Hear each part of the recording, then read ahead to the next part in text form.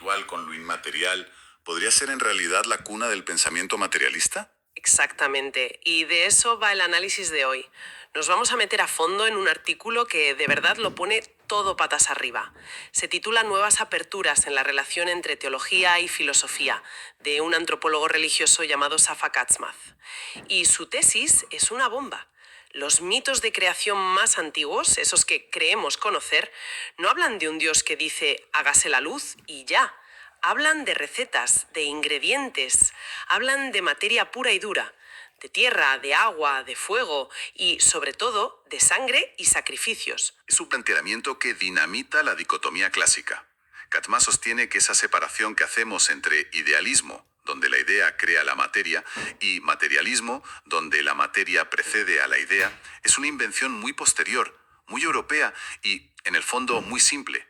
Dice que al ignorar los textos religiosos de Mesopotamia o al despacharlos como simples cuentos de dioses, el materialismo se ha perdido sus propias raíces. Llega a decir, y es una imagen muy potente, que la filosofía se ha ahogado en el agua de Tales, sin darse cuenta de que esa agua ya fluía con muchísima más complejidad en rituales milenarios. Vale, me encanta la idea, pero necesito ejemplos para aterrizarla. Si Katzmath tiene razón, deberíamos poder verlo en los textos. ¿Por dónde empezamos? Por el principio de los principios. Pues mira, empecemos por un sitio que nos suena a todos, la mitología griega, la teogonía de Hesíodo. Siempre pensamos en Zeus, en los dioses del Olimpo, pero ¿qué había antes de todo eso? ¿Cómo empezó el universo según ellos? Con un pensamiento. Pues no. Si no recuerdo mal, lo primero que existe es caos, el vacío. Pero justo después, y esto es lo importante, aparece Gaia, la Tierra. Y Hesíodo la describe como una base sólida y siempre segura, un cimiento material para todo lo demás. No es una idea de tierra, es la Tierra, con sus montañas y sus valles. Precisamente. El punto de partida no es una abstracción, es una entidad física, tangible, casi un organismo vivo. Y la creación se describe en términos muy corporales, muy... Biológicos. sí, muy biológicos. Hay una frase clave que lo resume todo. Sí, la recuerdo. Y Gaia parió primero a su igual en tamaño al estrellado Urano para que la cubriera por entero. Y luego dice algo como que parió también al estéril Ponto, el mar. La palabra que usa es parió. Es un acto de parto. Un cuerpo material, la Tierra, da a luz a otros elementos materiales. Es pura biología cósmica. Y lo fascinante aquí es que este patrón, esta idea de creación como un proceso físico a partir de materia preexistente, es todavía más explícito si nos vamos más atrás en el tiempo, a Mesopotamia, a textos que son milenios más antiguos que Hesíodo. Pensemos en el Enuma Elish, el gran poema babilónico de la creación. Que es básicamente el Génesis de Mesopotamia, ¿no? ¿Cómo empieza su historia? Empieza con la unión de dos tipos de agua, no un concepto de agua, sino dos sustancias materiales muy concretas, lo que el artículo llama tus, que podríamos traducir como esencias materiales. Por un lado está Apsu, que representa el agua dulce de los ríos, el principio masculino, y por otro Tiamat, el agua salada y caótica del mar, descrita como la madre que todo lo parió. De la mezcla física de estas dos aguas surge todo lo demás. O sea que el universo nace de un cóctel de agua dulce y salada. Pero, ¿y los dioses? ¿También son materia? Absolutamente, y esto es uno de los puntos más impactantes del artículo. Los dos primeros seres divinos que nacen de esta mezcla se llaman Lahmu y Lahamu. Y Katzmas señala que la traducción literal de sus nombres es carne humana masculina y carne humana femenina. Para. Me estás diciendo que los primeros dioses, el origen de la divinidad, se llamaban literalmente carne de hombre y carne de mujer. Eso significa que los babilonios no los veían como espíritus etéreos, sino como, bueno, como seres de carne y hueso desde el minuto uno. Exacto. La divinidad en su origen no es espíritu, es carne.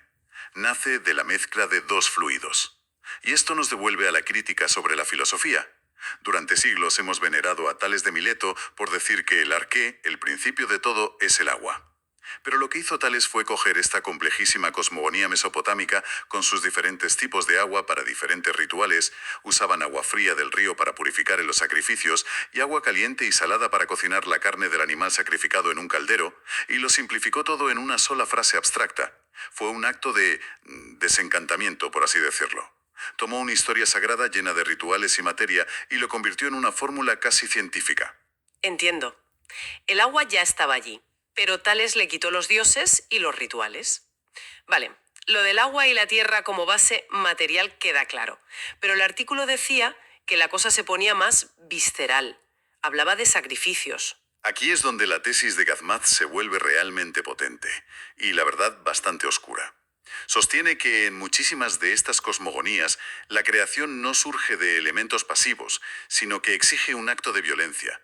Para crear algo nuevo y vivo, primero hay que destruir un cuerpo material preexistente. Uf, qué bestia. O sea, la idea no es que la vida surge por arte de magia, sino que el universo se construya literalmente con los cadáveres de los dioses. Es una visión del mundo bastante heavy, ¿no? Es brutal, pero los ejemplos son contundentes. En otro poema mesopotámico, el Atragesis, se cuenta cómo los dioses deciden crear a la humanidad para que trabaje por ellos. ¿Y cómo lo hacen? No lo hacen con un simple decreto. Primero sacrifican a uno de los suyos, un dios sabio llamado Güeila.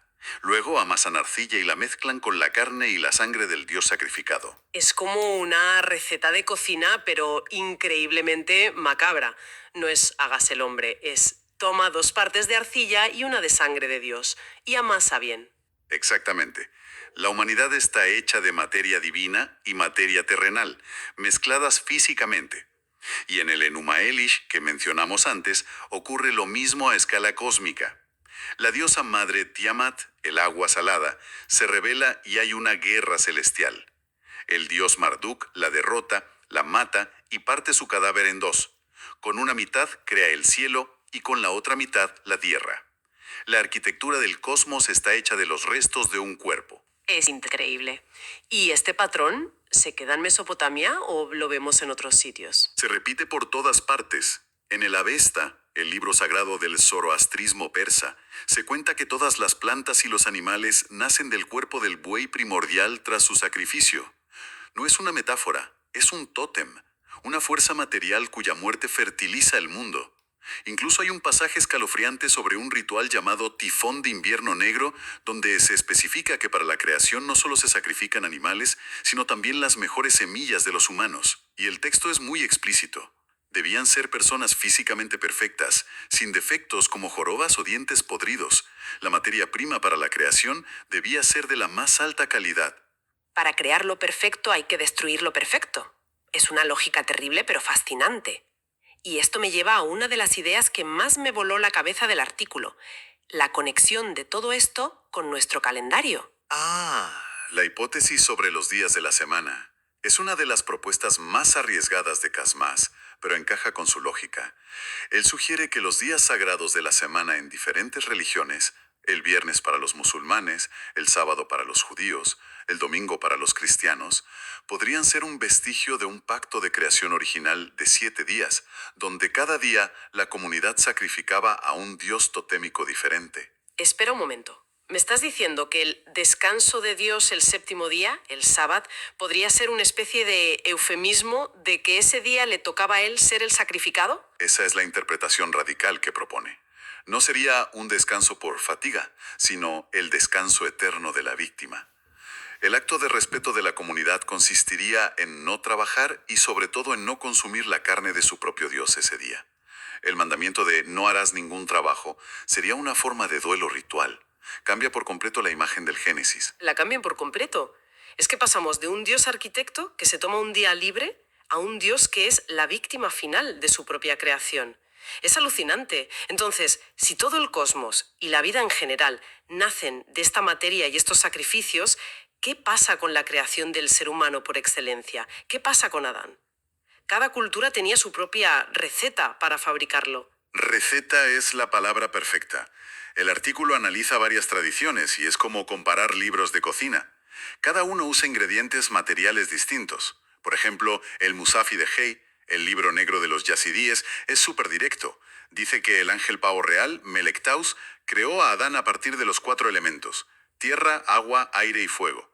Y solo después de tener el cuerpo montado le insufló el aliento de vida.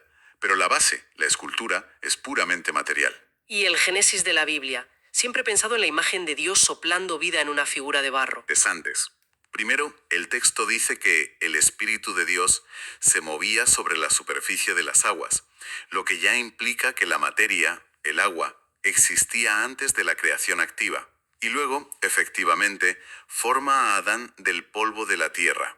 Pero aquí, Katz-Mas propone otra interpretación provocadora. A ver. Se pregunta qué proceso natural o ritual convierte la materia orgánica, como un cuerpo, en polvo. La cremación sugiere que la frase polvo de la tierra podría ser una memoria cultural de rituales de sacrificio por fuego, donde el fuego es el agente creador que transforma la materia en su forma más básica, ceniza, polvo, lista para ser usada en una nueva creación. O sea que Adán podría no estar hecho de simple barro, sino de las cenizas de un sacrificio anterior. Es que cada capa que levantamos es más oscura que la anterior. ¿Y el Corán? ¿Sigue esta misma línea? Sigue la tradición mesopotámica a rajatabla. La creación nunca es ex nihilo, de la nada. El Corán dice que los cielos y la tierra ya existían, pero estaban unidos como una sola masa, y Dios los separa. Afirma explícitamente que toda cosa viva fue hecha del agua. Y cuando habla del ser humano, usa varias descripciones materiales. Creado de barro seco, de arcilla moldeable, de una gota de esperma. Siempre se parte de sustancias físicas a las que después se les insufla el espíritu. La fórmula es siempre la misma: materia primero, espíritu después. Vale, creo que lo he entendido. El panorama que pinta Katz-Mas es que durante miles de años, en culturas de todo el creciente fértil, la visión dominante era esta: el universo y la vida se construyen a partir de materia preexistente, a menudo mediante actos de sacrificio y mezcla de sustancias. Entonces, llegados a este punto, la pregunta es inevitable. Si todo esto ya estaba allí, ¿qué demonios hicieron los filósofos griegos? Esa es la pregunta del millón. Y la conclusión del artículo es, bueno, un poco un jarro de agua fría para la historia de la filosofía tradicional. Dímelo, ¿fueron los inventores del materialismo o, como parece sugerir todo esto, simplemente le hicieron un buen marketing? Básicamente hicieron un rebranding. Lo que hicieron los presocráticos no fue una invención de la nada, fue un acto de abstracción. Tomaron estas sustancias creadoras, estos Thoths, que eran personajes en una historia épica y sagrada, el agua madre Tiamat, el fuego creador de los sacrificios, y les quitaron todo el drama, todo el contexto ritual y mitológico. Las desnudaron y las convirtieron en principios filosóficos neutros y abstractos, en lo que ellos llamaron el arqué. Y tuviera una idea genial de la nada. Es que estaba cogiendo una historia que todo el mundo conocía, la de las aguas primordiales, Apsu y Tiamat, y la estaba destilando. La convirtió en un tuit: el principio de todo es el agua. Precisamente, fue el primero en quitarle los dioses al agua. Y lo mismo pasa con los demás. Cuando Heráclito dice que todo es un flujo constante y que el principio es el fuego, no está inventando nada. Está recogiendo la tradición de los sacrificios por cremación y la idea del fuego inextinguible como una deidad, como se ve en el zoroastrismo, y lo está convirtiendo en un principio filosófico sobre el cambio y la transformación. La filosofía griega entonces no es el punto de partida del materialismo. Es más bien una secularización, una especie de versión laica de un pensamiento religioso que ya era profundamente materialista. Exacto. Y la gran ironía, según Katz-Mas, es que el pensamiento posterior, sobre todo a partir de la Ilustración, al intentar cortar radicalmente con la religión para construir un pensamiento racional, se ató sin saberlo a una versión simplificada de esas mismas ideas religiosas.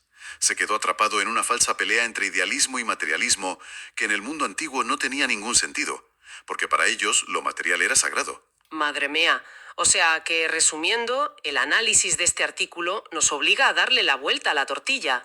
Las cosmogonías más antiguas, lejos de ser cuentos de hadas sobre ideas mágicas, son tratados increíblemente materialistas. La creación surge de la mezcla, de la división, de la muerte y del reciclaje de cuerpos y sustancias. Es una continuidad, no una ruptura. La filosofía griega no inventó el materialismo, lo abstrajo, lo sistematizó y le dio un nuevo lenguaje, despojándolo de su carácter sagrado. Pero la idea de que la materia es el origen de todo ya estaba ahí, en el corazón de los mitos más antiguos de la humanidad. Qué pasada. Me deja pensando en muchísimas cosas. Hemos desmontado una de las grandes narrativas de la historia del pensamiento. Y nos deja con una pregunta final, algo para darle vueltas. El artículo de Kozmath nos demuestra de forma bastante convincente que, en el pensamiento antiguo, la materia, el cuerpo, lo físico, era sagrado y era el origen de todo. La pregunta que queda abierta es, si la creación era un concepto tan físico, tan carnal, tan material, ¿en qué momento exacto de la historia del pensamiento y sobre todo por qué la balanza se inclinó hacia el otro lado? ¿Cuándo y por qué la idea abstracta, el espíritu inmaterial, empezó a considerarse superior, más puro o anterior a la materia en gran parte de la filosofía y la teología que vinieron después? ¿Qué perdimos y qué ganamos en esa transición que nos llevó a desconfiar del cuerpo y a venerar la idea?